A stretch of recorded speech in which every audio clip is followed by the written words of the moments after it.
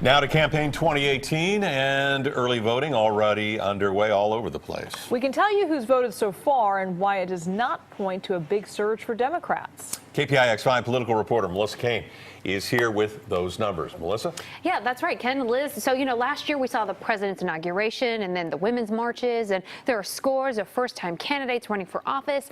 But actual voter turnout in California so far has just been average for a midterm election. And we talked to one expert who says if this trend continues, it is bad news for Democrats.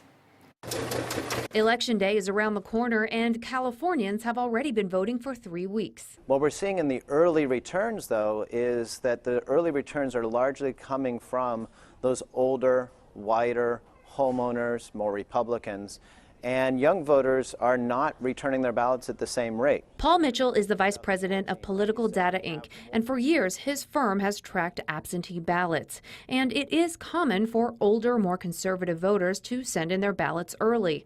But this year, Democrats are hoping for a blue wave, and so far it hasn't happened. To put it plainly, Democrats won't be able to flip these congressional seats if young voters don't turn out. For Democrats, the path to winning a majority in the House includes flipping 7 congressional seats in Central and Southern California. Mitchell says to do that, Democrats need exceptionally high voter turnout. They're going to have to see an outsized turnout from young people and people in independents and Democrats who are going to vote Democratic tickets that is nothing like we've seen in a gubernatorial general election in modern history. So far, that is not happening.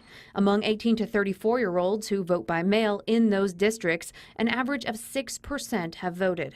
And more ballots have been returned by Republicans than Democrats in 6 of the 7 districts. Mitchell says even with this slow start, Democrats could still win some seats. That's not to say it can't be done. It's just to say that if and when it does happen, we should be pretty amazed.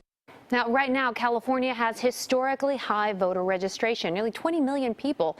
That's thanks to the Motor Voter program and other registration efforts. But as we said, the data so far shows that even as registration has gone up, the turnout has stayed the same. The number of people voting in this midterm election so far is similar to 2014 and far less than 2010. Do you know anything about the women vote? I mean, there's been such a push on social media, especially in the wake of the Brett Kavanaugh hearings and the Me Too movement, that a lot of women are going to be going to the polls. Have we seen any evidence of that yet? So far, it looks pretty evenly split between men and women. There has not been a disproportionate or outsized number of women casting those early votes so far in California. Again, these are mail-in ballots. Yeah, so these are vote by see. mail, but that's 12 million California voters. So 2/3 of us are voting this way. So these numbers, really do represent a big part of the electorate. Big chunk. All right. Yeah. Melissa, thank you. Thank you.